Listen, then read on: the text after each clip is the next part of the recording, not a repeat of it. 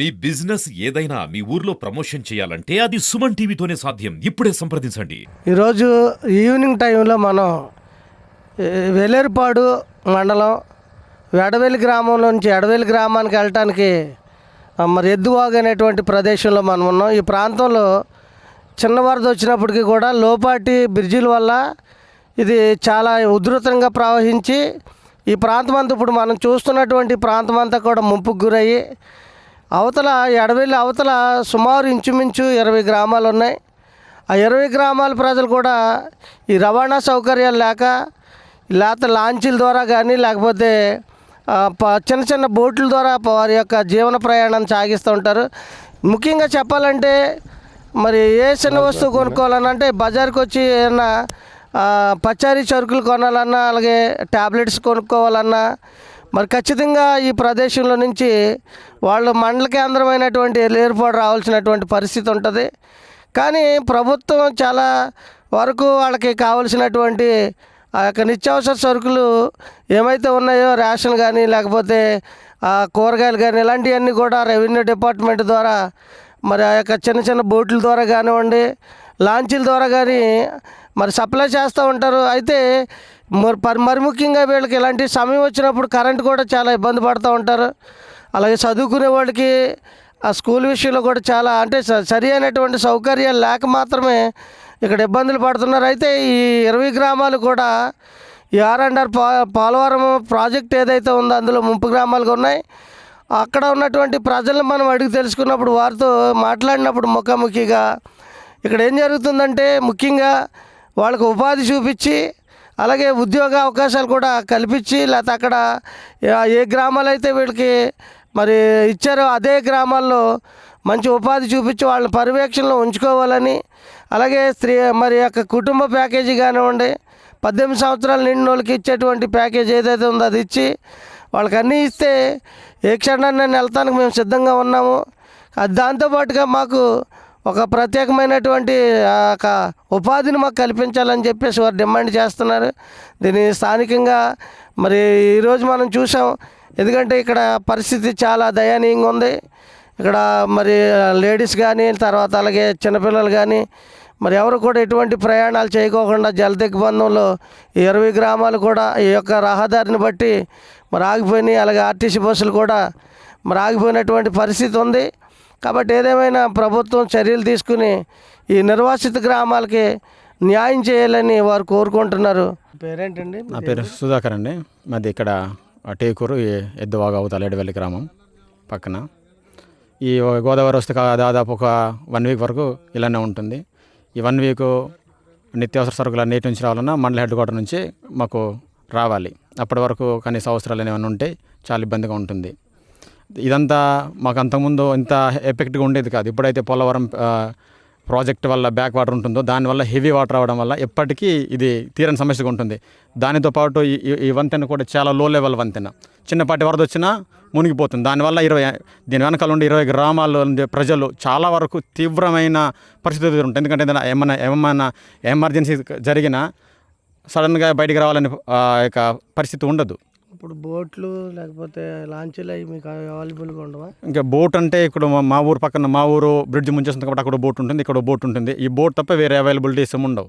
Okay, ఎప్పుడు వచ్చినా మీకు ఏదన్నా అర్జెంట్ అయినా మన పర్సనల్ ఫైనల్ అయినా ఈ బోట్ మీదే రావాలి. వైద్యానికి వెళ్ళాలంటే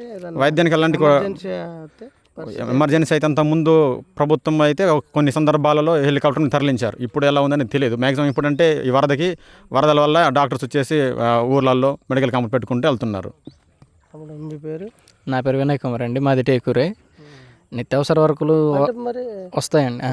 మిమ్మల్ని వేరే ప్రాంతాలకు తరలించారు కదా, అది మీకు R&R ప్యాకేజీలో ఇచ్చి మీరు వెళ్ళిపోమన్నారు కదా, మరి ఏ గ్రామాలు మీకు అక్కడ 20 గ్రామాలు ఖాళీ అయిపోవాలి కదా? అయితే మాకు ఇంకా అది పే చేయలేదండి. R&R అనేది ఇంకా పే చేయలేదు, చేయాలి. అయితే 45 కాంటూర్లో ఇది వరకు ఉండేది మా ఊరు, అది 41లో కలిపామన్నారు. అది 41లో మాకు ఇది ప్యాకేజ్ అయితే మేము ఇక్కడ నుంచి వేకెట్ చేయాలి. అప్పుడు దాకా మేము చేయడానికి అవ్వదు కదా. అంటే వేకెట్ చేయడం వల్ల ఏంటంటే ఇప్పుడు అక్కడి నుంచి వెళ్ళిపోతారు కాబట్టి ప్రభుత్వం ఒకవేళ వీటి మీద దృష్టి సారిస్తలేదేమో. అంటే ఇప్పటి అలాగా ఈ గ్రామాలన్నీ కూడా ముంపే కదా, 20 గ్రామాలు కూడా 20 గ్రాములు ముంపైనప్పటికీ కనీసం ఇప్పుడు R&R ప్యాకేజ్ ఇచ్చి మమ్మల్ని తరలించేస్తే మాకు ఈ బాధలు ఉండవు. ఈ R&R ఇవ్వకుండా వెళ్ళిపోతే మమ్మల్ని ఎవరు పట్టించుకుంటారు? ఇప్పుడే ఈ వరదలు ఎవరు పట్టించుకోవట్లేదు. ఏదో కూరగాయలు ఇస్తున్నామంటే అరకొర అవుతుంది, కానీ నిత్యావసర సరుకులు ఏముంటున్నాయి? ఇప్పుడు R&R ఇచ్చి అక్కడ జీలిమిల్ అవతల మాకు అక్కడ R&R కాలనీస్ ఇచ్చారు, అక్కడ తరలించేస్తారు, బాగానే ఉంటుంది. కానీ అక్కడికి వెళ్ళిన తర్వాత మేము ఏం చేసి బతకాలి? మాకు ఉపాధిలో మేము చదువుకున్నాం, నిరుద్యోగులకు బ్రతకాలంటే ఏం చేసి బతుకుతుంది? ఇక్కడంటే కూలీ చేసి బతుకుతున్నాం, కానీ అక్కడికి వెళ్ళిన తర్వాత ఉపాధి ఏది? మాకు సరైన వస్తువు, సరైన వనరులు ఏమి ఉన్నాయి? భూమికి భూమి ఇచ్చామంటున్నారు, అక్కడికి భూమికి భూమి ఇచ్చారు, ఇక్కడ 5 ఎకరాలు ఉంటే 5 ఎకరాలు ఇచ్చారు. రేపు జనాభా పెరుగుతుంది కదా, జనాభా ఎక్స్పెండ్ అవుతుంది. వాళ్ళకి మీరు చూపించే ప్లాన్ ఏంటి, పర్పస్ ఏంటి అని అధికారులు అడిగితే వాళ్ళ దగ్గర సమాధానం లేవు. కనీసం మా ఎమ్మెల్యే కూడా ఒకసారైనా ముంపు గ్రామాలు ఎలా ఉన్నాయి అని కనీసం పర్యటన కూడా చేయలేదు ఇప్పటి వరకు. అదేంటి ఎమ్మెల్యే గారు, జనసేన నాయకులందరూ కలిసి ఎమ్మెల్యే గారి ద్వారానే ఇక్కడ ఇవన్నీ జరుగుతున్నాయి. అధికారులందరినీ ఆదేశించారు, ఎమ్మెల్యే గారి పర్యవేక్షణలోని కార్యక్రమాలన్నీ జరుగుతున్నాయి అంటున్నారు కదా. మరి ఒకవేళ ఎమ్మెల్యే గారు వచ్చారేమో, ఏదైనా ఉంటే మండల హెడ్ క్వార్టర్ వరకు వచ్చి ఉండొచ్చేమో, కానీ దాదాపు మా ఊర్లలో ఒకసారి సందర్శిస్తే మా పరిస్థితి ఏంటి, మేము ఎలా ఉంటున్నాము అనే ప్రతిదీ కూడా తెలుస్తుంది కదా. మీరు అక్కడ మండల హెడ్ క్వార్టర్కి మీరు వస్తారు, అందరూ వస్తారు, కానీ మా ఆరోగ్యం ఎలా ఉంది, మా బాగోగులు ఏంటి, మాకు ఏదైనా మేమేదైనా కన్సల్ట్ అవ్వాలన్నా, అడగాలన్నా, చెప్పాలన్నా మీ దాకా రావడానికి మాకు సోర్సెస్ లేవు కదా. రోడ్డు వ్యవస్థ లేనప్పుడు మీరు మా దగ్గరకు వస్తే మా సమస్యలు ఏంటో, మేము ఎలా బతుకుతున్నామో మీకు అర్థమవుతుంది. కాబట్టి ప్రతి అధికారి అనేవారు, అధికారిగా ఉన్న వ్యక్తులు ఈరోజు ఎవరి కోసం ఉన్నారు? ప్రజల కోసమే కదా. మేము ఇప్పుడు మునుగుతున్నామంటే నిండా మునిగిన తర్వాత ఎక్కడ దాకా వచ్చింది ఏంటి అని చూసే కంటే, వరద వచ్చినప్పుడు వస్తే ఏ లెవెల్ వరకు వచ్చింది, ఎంతమంది నష్టపోయారు, దీనివల్ల ఏం చేయాలని కనీసపు ఆలోచన మీకు అర్థమవుతుంది. చెప్పేదానికంటే మీరు చూస్తే బాగుంటుందంటే మాలో ఆవేదన. పశువులు అయ్యి మేత అన్ని బాగానే వాటర్ పశువు ఇప్పుడు ఉన్న పొలాలంతా ఫ్లడ్ ఉంటుంది, మొత్తం వరద పట్టేసి ఉంటుంది, ఎక్కడ కూడా పశువులకి మేత ఉండదు. మేమా కొండలపైన ఉంటాం, మాతో పాటే మూగజీవాలు కూడా ఉండాలి, మూగజీవాలు కూడా అడవిలోనే ఉండాలి, మేము కూడా వాటితో పాటు ఉండాలి. అక్కడ కనీసం మనుషులకి ఏదైనా ఉంది రేషన్ బియ్యం ఇస్తారు తప్ప, రేషన్ బియ్యానికి అయిన తర్వాత వాటితోనే, మూగజీవులకి మేత ఏమి ఉండదు, అడవిలోనే అవి ఉండాలి. మనుషులు ఎలా ఆరకొరకు బతుకుతున్నారో వాటితో పాటు మూగజీవులు కూడా ఆరకొరగా బతుకుతున్నాయి.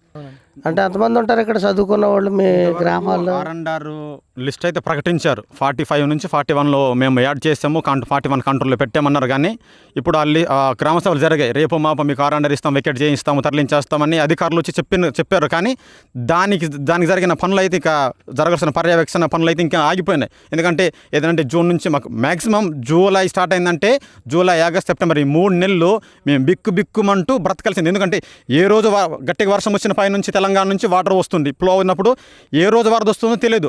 ఆ వరదని చూసుకుంటూ మేము సామాను గుట్టపైన ఉండాలి, వ్యవసాయం ఉండదు, తిండి ఉండదు, చదువుకుని ఉన్నప్పుడే కనీసం స్కూల్కి వెళ్ళే పిల్లల్ని వెళ్ళాలన్నా సరైన సదుపాయం ఉండదు. ఎందుకంటే ప్రతి దాంట్లో ఏం చేయాలన్నా రోడ్డు ఉండాలి, కానీ రోడ్ ఇప్పుడు ఒకవేళ ఈ వరద తగ్గిన తర్వాత రోడ్డు చూస్తే రోడ్ అంతా బురదమయం, కనీసం బండి వెళ్ళడానికి కూడా అవకాశం ఉండదు, అంత లో లెవెల్ వంతెనలు, సరైన రోడ్ లేదండి. మొదటికి చెప్పిందండి, కనీసము బస్సు రావడానికి కూడా రోడ్ లేదు. అలాంటి పరిస్థితుల్లో ఈ అడవిలో బ్రతుకుతున్నామంటే కనీసం ఆదివాసుల ఆవేదన మా పాలకులు గుర్తించి మాకు సరైన న్యాయం చేసి, మాకు ఏదైతే R&R ఇస్తామో న్యాయమైన R&R ప్యాకేజ్ ఇచ్చి మాకు ఉపాధి, ఇప్పుడు చదువుకున్న వాళ్ళకి ఉపాధి లేకపోతే వ్యవసాయం చేసుకున్న వాళ్ళు అక్కడ ఏం చేసి బ్రతుకుతారు అనేది కూడా మీరు ఆలోచన చేసి మమ్మల్ని అయితే మేము కోరుకునే డిమాండ్ ఏంటంటే మాకు R&R ఇచ్చి మమ్మల్ని ఇక్కడ నుంచి వెకెట్ చేయాలని మీరు ఆశిస్తున్నారు. కాబట్టి మాకు పూర్తిగా ఏ ఒక్కరికి అన్యాయం లేకుండా ప్రతి ఒక్కరికి R&R ఏదైతే ఉందో ఫ్యామిలీ ప్యాకేజ్తో సహా 18 సంవత్సరాలు నిన్న ప్రతి ఒక్కరికి R&R ప్యాకేజ్ ఇచ్చి ఇక్కడ నుంచి తరలించడమే కాకుండా తరలించమని వదిలేకుండా అక్కడ తరలించిన తర్వాత మేము అక్కడ ఎలా బ్రతుకుతున్నాము, మాకు ఉపాధి ఏంటి, మాకు అవకాశాలు ఏమైనా ఉన్నాయి, అవన్నీ కూడా కల్పించాల్సిందిగా మేము కోరుతున్నాం. ఈ 4 రోజుల్లో మీకు రెవెన్యూ డిపార్ట్మెంట్ కానీ పోలీస్ డిపార్ట్మెంట్ నుంచి కానీ ఏమైనా మీకు సహాయ సహకారాలు అందుతున్నాయి? పోలీస్ డిపార్ట్మెంట్ వారంతా ఇక్కడ వచ్చి తర్వాత ఎవరైనా ఈ బోటు మీద ఎవరికి అపాయం జరగకుండా వచ్చి వాళ్ళ బాగానే చూసుకున్న ప్రొటెక్షన్ బాగానే ఉంటుంది. అక్కడ రావడానికి ఇక సోర్సెస్ లేవు కాబట్టి రావట్లేదేమో అనుకుంటున్నాను. ఎంఆర్ఓ గారు తర్వాత ఎండిఓ గారు, ఎంపీడీఓ, ఎంఆర్ఓ గారు ఇక్కడ వరకు వస్తున్నారు. అక్కడ అందరికీ అంటే అక్కడ రావాలన్నా ఇప్పుడు మొత్తం గోదావరి ఉంటుంది కాబట్టి అక్కడ రావడానికి వెళ్తున్నారేమో, కానీ మా దగ్గర రాలేదు, అంతే, వచ్చి ఉండొచ్చు.